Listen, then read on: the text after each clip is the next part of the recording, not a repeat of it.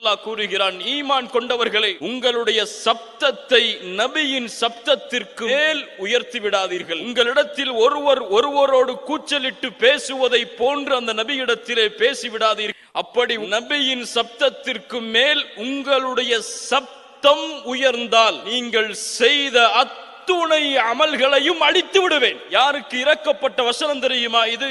அல்லாஹ்வுடைய தூதருடைய சபையில் ஒரு தலைமைத்துவ பொறுப்பிற்கு தேர்ந்தெடுப்பு நடக்கிறது. அபூபக்கர் ரலியல்லாஹு அன்ஹு அவர்கள் சொல்லுகிறார்கள், அல்லாஹ்வுடைய தூதரே, இந்த நபி தோழரை வைக்கலாம். உமர் இப்னுல் கத்தாப் சொல்லுகிறார்கள், அல்லாஹ்வுடைய தூதரே, இந்த நபி தோழரை வைக்கலாம். இருவரும் மாறி மாறி ஒருவரை தேர்ந்தெடுக்கிறார்கள். அபூபக்கர் உமரை பார்த்து சொன்னார்கள், உமரே, எனக்கு நீ மாறு செய்யத்தான் விரும்புகிறாயா? அபூபக்கரே, உமக்கு நான் மாறு செய்யவில்லை. பேச்சு அதிகரிக்கிறது, சப்தம் அங்கே உயர்ந்து விடுகிறது. தூதர் இருக்கும் பொழுது இருவரின் சப்தமும் தூதருடைய சப்தத்திற்கு மேல் உயர்ந்ததை அல்லாஹ் கண்டித்து இறக்குகிறான்.